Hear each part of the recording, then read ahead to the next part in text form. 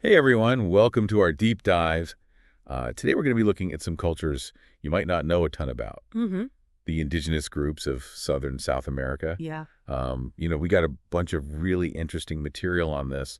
Oh, it's fascinating. What's really cool is these cultures often get kind of overlooked, when we Okay. think about like the big pre-Columbian civilizations. Right.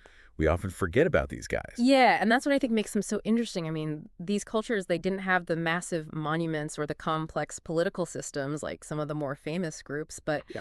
their way of life, I think it reveals like a whole other side of human organization, a whole other layer of complexity to how humans can organize themselves. It's almost like their simplicity is like their superpower. Right. You know what I mean? Yeah. Like they thrived in such a harsh environment. Oh, absolutely. Some of the harshest on Earth. So where do we even begin with all this? Well, I think a good place to start is Magellan's expedition in 1520. That's the first recorded encounter between Europeans and these southern indigenous cultures. Magellan, the guy who sailed around the globe. That's the one. Didn't his chronicler, Antonio Pigafetta, write about meeting these people? Yes, he did. Pigafetta's accounts, they're fascinating, but we have to read them carefully. Okay. For example, he described the Patagonians as Cheyennes. He did? Yeah, and it wasn't true, obviously, but it fed into a myth that lasted for centuries. Hold on, Patagonians. Where did that name even come from? It's thought that Magellan came up with the term. Really? Maybe because of a popular literary character back then, Oh, the okay. Patagonian giant. It seems that Europeans really expected to find fantastical beings in these new lands. So like right from the start, European biases are kind of coloring their view of these cultures. Yeah, they were trying to fit what they saw into these stories they already believed. Yeah, totally. Yeah.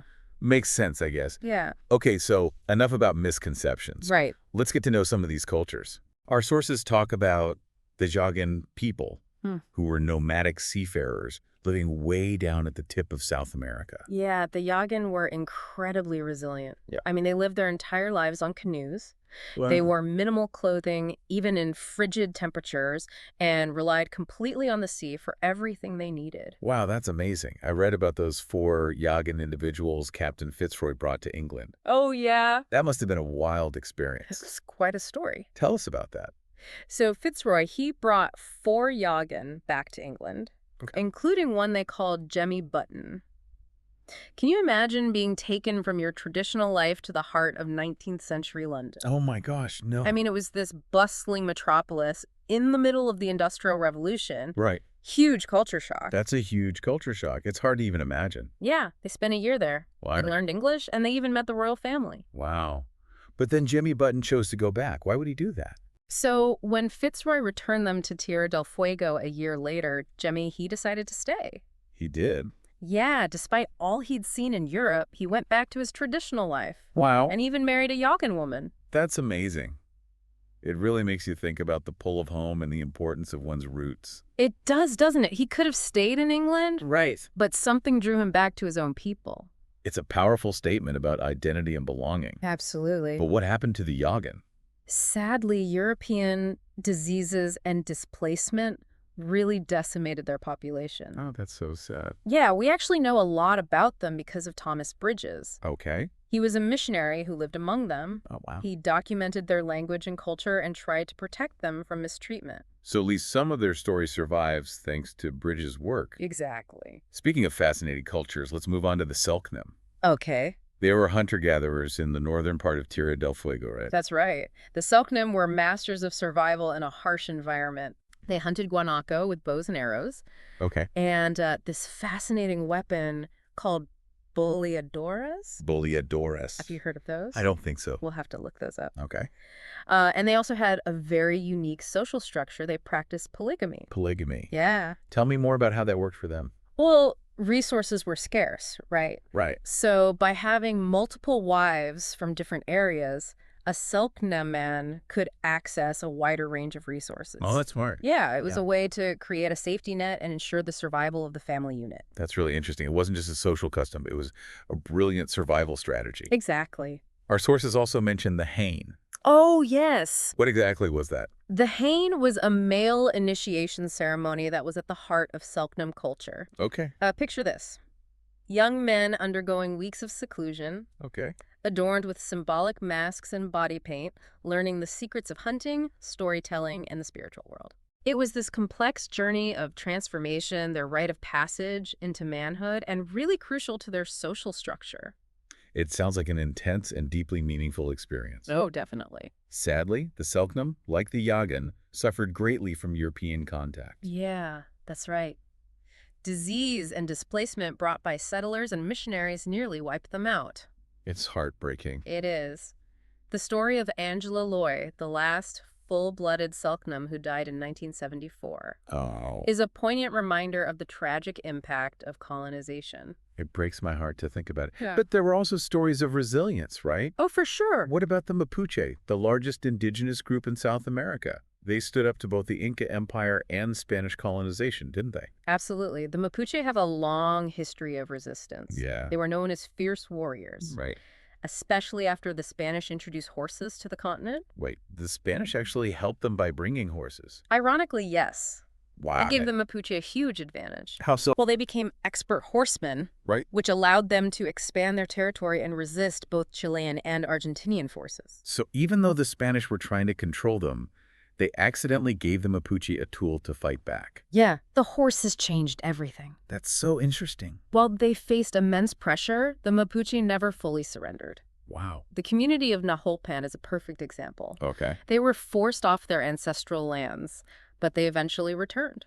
They did. Yeah, it really shows their unwavering determination to hold on to their heritage. That's incredible. And to this day, they're still fighting for their cultural survival, preserving their language and traditions. It's inspiring to hear about their persistence. It is, isn't it? They remind us that resistance is possible, even when the odds are stacked against you.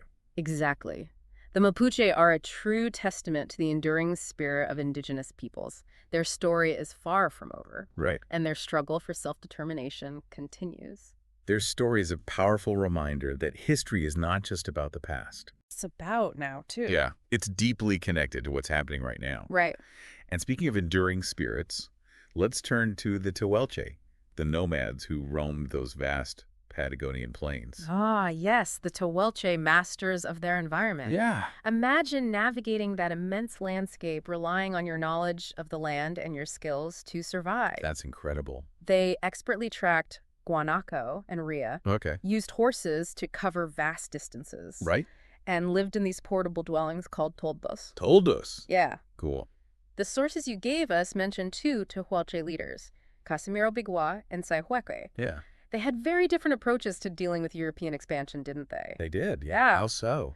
Well, Casimiro initially cooperated with the Argentine government, Okay. but he ended up rebelling when treaties were broken and his people were displaced. Wow. Tehuelche, on the other hand, preferred diplomacy. Oh, okay. He hoped to find a way to coexist peacefully with the settlers. Did either approach work?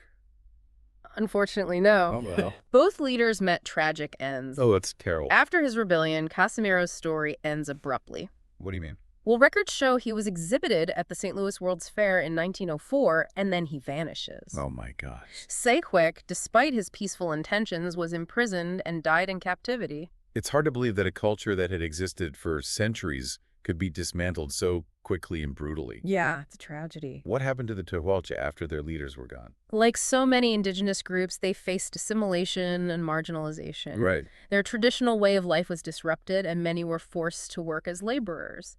Their culture and language slowly eroded over time. Their story underscores how the effects of colonization are still felt today. Oh, absolutely. It makes you wonder, what can we learn from these cultures, not just about their resilience, but also about their unique ways of life? There's so much to learn. Yeah.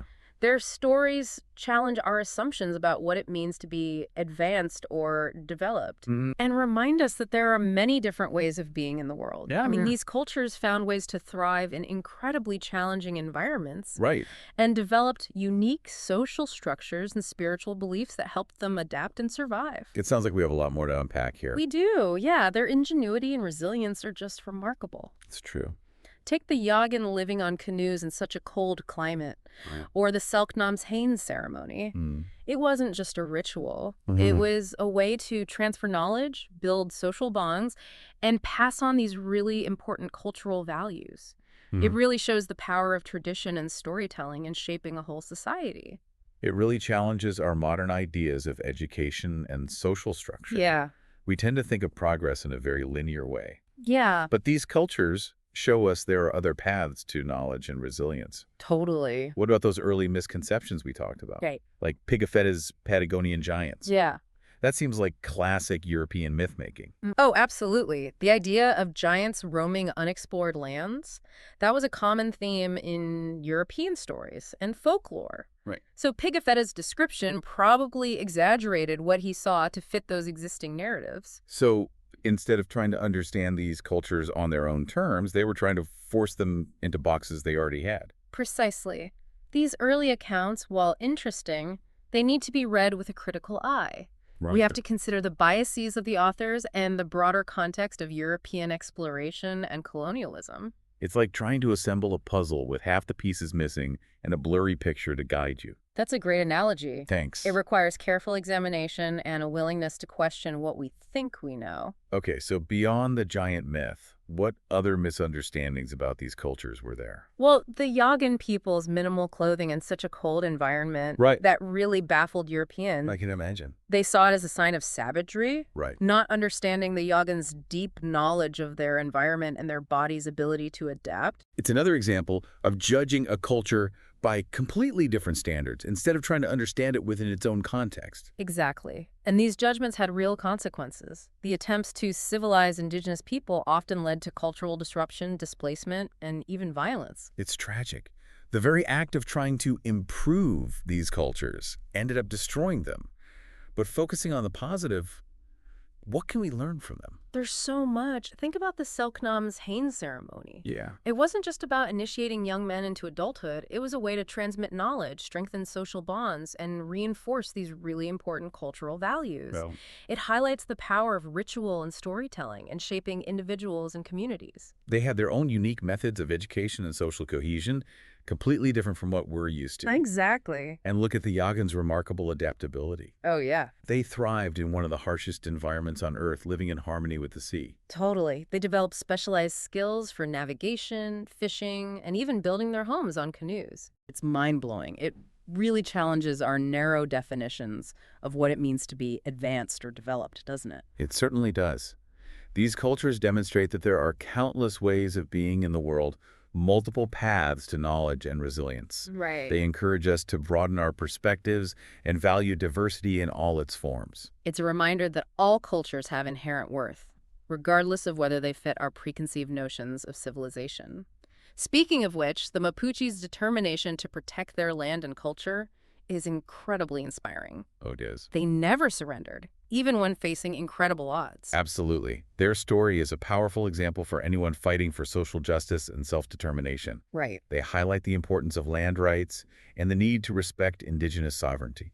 Their story is a reminder that resistance is possible and that cultural survival hinges on a people's unwavering commitment to their heritage. It's not just about the past, but about the present and the future. Exactly.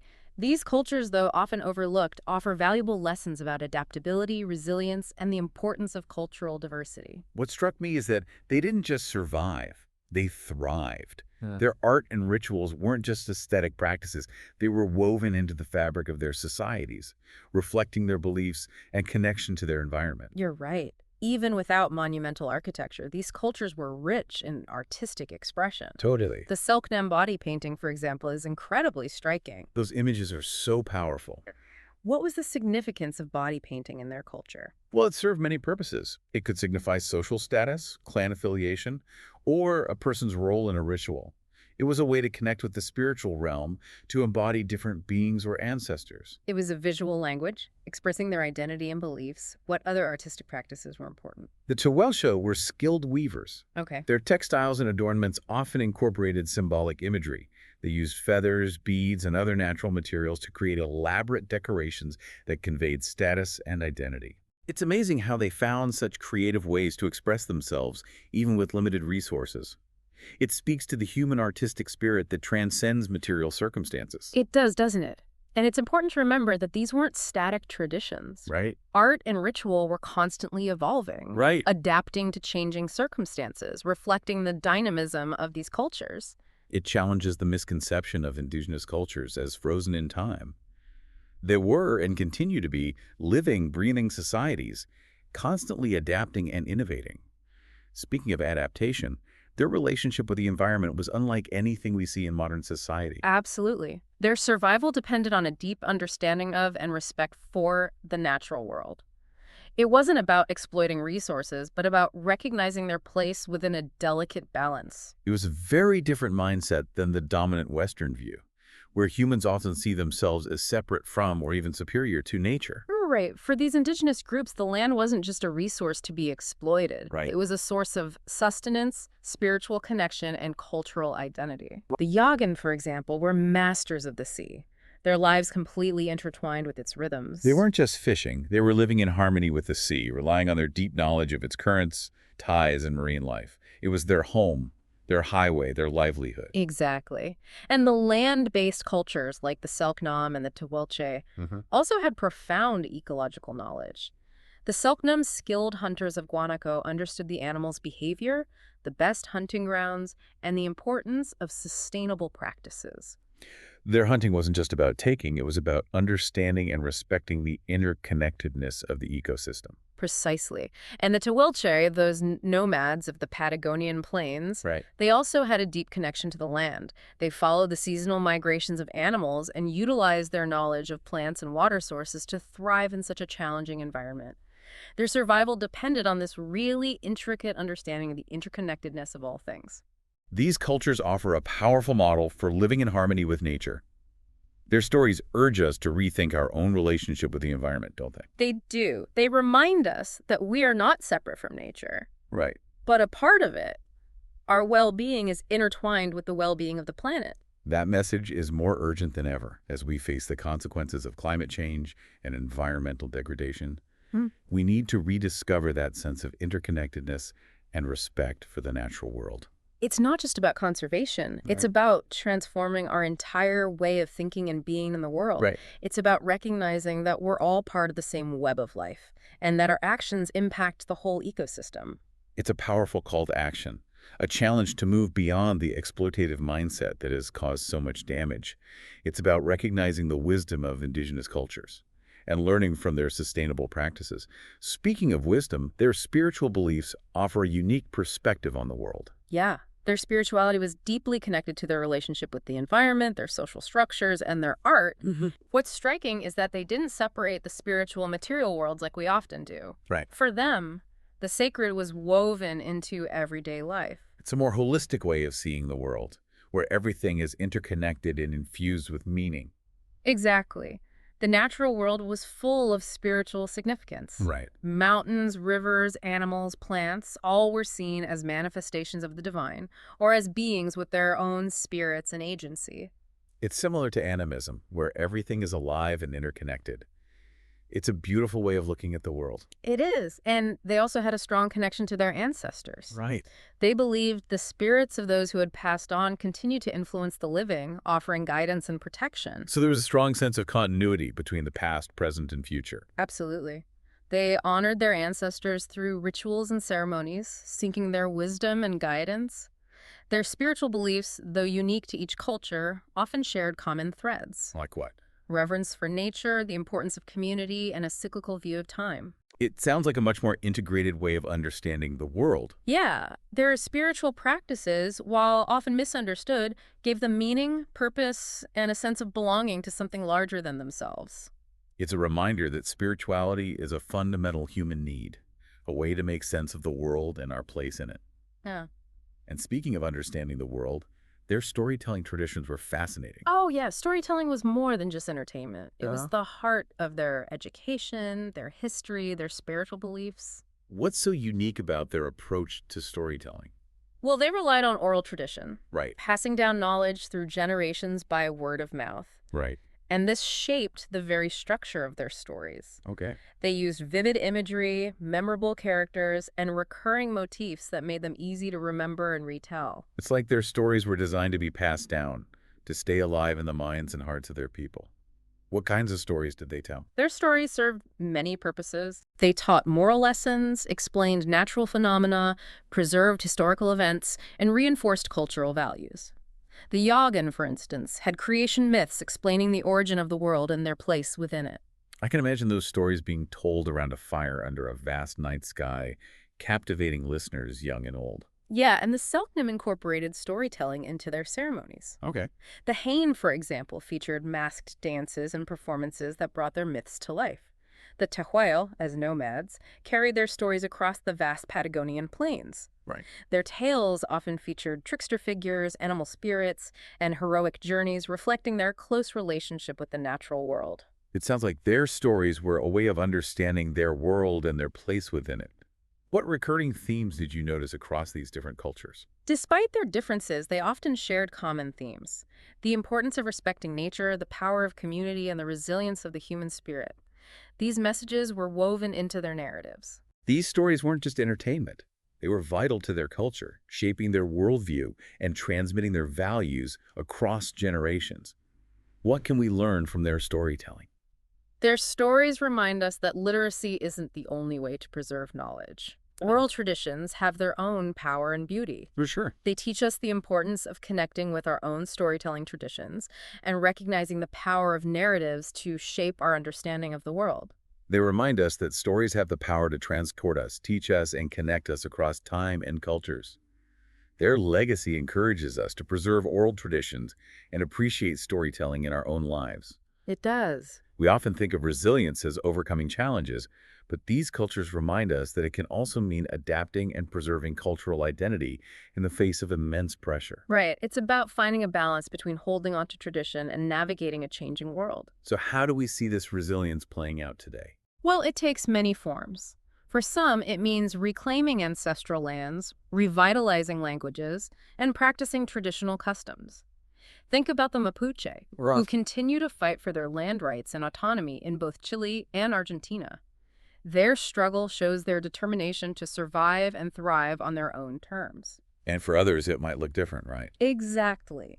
For those who have experienced significant cultural loss, resilience might mean piecing together fragments of their heritage, reclaiming their history, and finding new ways to express their identity in a modern world.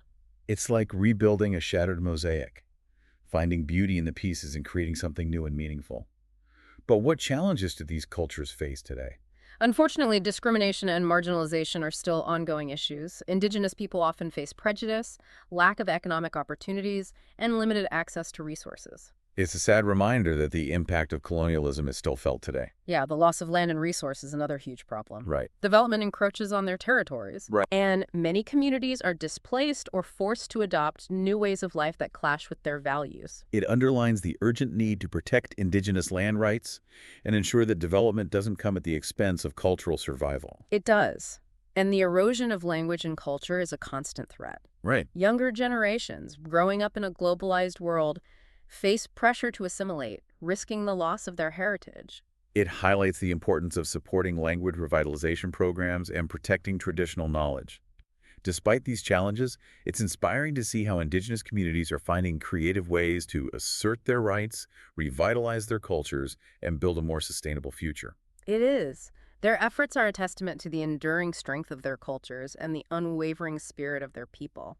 They remind us that hope and change are possible, even in the face of adversity. It's a call to action for all of us to support Indigenous communities, protect their rights, and learn from their wisdom. It's about acknowledging their contributions to our shared human heritage and working together to build a more just and equitable world. It is. Their stories remind us of the importance of resilience, adaptation, and standing up for what we believe in, even when facing challenges. It's about recognizing their strength and learning from their experiences to create a more just, sustainable, and compassionate future. You know, before we wrap things up, I wanted to go back to something we've kind of been dancing around this whole time. Okay. The fact that these cultures weren't like isolated. Right. They had all these complex relationships with each other. Yeah. Long before Europeans showed up. Absolutely. That's a crucial point. It wasn't just like a before and after with European arrival. Right. I mean, these cultures were already trading, Right. forming alliances, Yeah. sometimes clashing, Yeah. and that shaped their identities in ways that we often just totally overlook. Right. It's like we have this picture in our minds of pre-Columbian America as like this, Like frozen in time. yeah, like a snapshot. Right.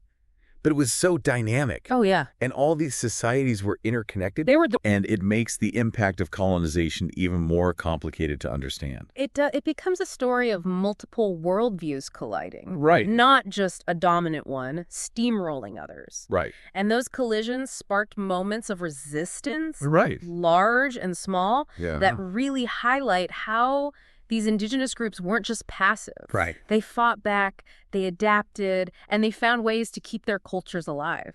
I love hearing about those acts of defiance. What stood out to you as particularly powerful examples of resistance? Well, you can't talk about resistance without mentioning the Mapuche. Right. Their centuries-long struggle against both the Inca and the Spanish. Yeah. Just incredible. Yeah. They were such skilled warriors and strategists, able to hold off much larger forces. And ironically, the horses the Spanish brought, Right. intending to solidify their control, Mm-hmm. actually gave the Mapuche a huge advantage. Right. It's almost like fate stepping in to Yeah, help yeah. them defend their way of life. Talk about turning the tables. But it really speaks to what's possible when Yeah. people are determined to protect their land and their culture. Totally. Even when the odds are stacked against them, Yeah. they never gave up. That fighting spirit is so inspiring. Mm-hmm. But resistance doesn't always have to be on a grand scale, does it? What about those smaller, everyday acts of defiance? Those are just as important. The Yagan, despite facing immense pressure to assimilate, Yeah. they managed to preserve their language and traditions. Wow. They even passed them down in secret, keeping their culture alive under the surface. It's almost a quiet form of rebellion, refusing to let their culture be erased. It gives me chills just thinking about it. But what about those cultures that experience devastating losses? Is there hope for them? Even in those cases, we see glimmers of revival. Yeah. Look at the movements today to reclaim ancestral lands, bring back languages, and reconnect with the traditional practices. Right. It's like these embers of culture, once thought extinguished, Yeah. are being rekindled by people determined to honor their heritage. It's a beautiful image. Culture isn't static. Mhm. It finds ways to adapt and persist, even after the hardest of times. It's a testament to the human spirit's ability to not just survive, but to find meaning and beauty, even in the face of terrible loss. I agree. And those stories are vital for us to hear. Right. They challenge us to look beyond the simple narratives, to Yeah. find those untold histories, Yeah. to recognize the agency of people who were marginalized and silenced. We need to amplify those voices, learn from their struggles, and let their experiences guide us toward a more just and equitable future. Because ultimately, history isn't just about the past, is it? It's about understanding the present and shaping a world where these kinds of injustices don't keep happening. Exactly. It's about recognizing our shared humanity Right. and understanding that the fate of one culture Yeah. is connected to the fate of all cultures. It's a powerful message, especially in a world that often feels so divided. These stories of resilience and resistance give me hope that even amidst the darkest chapters of human history, we can find ways to endure, adapt, and create a better future. I agree. So as we wrap up our deep dive into the indigenous cultures of Southern South America, I hope we've sparked a sense of wonder in you, our listener. We've journeyed through time, explored stunning landscapes, and encountered truly remarkable people. We've learned about their unique ways of life, their spiritual connection to the natural world, and their artistic expressions. And most importantly, we've witnessed their enduring spirit, their ability to adapt, resist, and preserve their heritage in the face of incredible challenges. Their stories hold valuable lessons for all of us about the importance of cultural diversity, the wisdom of indigenous peoples, and the power of resilience. Before we go, I have one final question for you, our listener. What if instead of viewing these cultures as simple or primitive, Right. we saw them as models for living sustainably, Yeah. for their deep ecological knowledge, Mhm. and for building social structures that prioritize community and harmony with nature? What if we allowed their values and practices to guide us as we grapple with the complex challenges of our times? Challenges like climate change, inequality, and the loss of cultural diversity. The answers might surprise you. Their stories remind us that we are all interconnected, that we share a common history and a responsibility to create a better future for generations to come.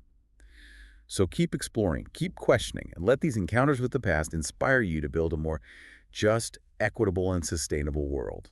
Thank you for joining us on this incredible journey. Until next time, keep the spirit of discovery alive. And remember, the world is full of untold stories waiting to be discovered.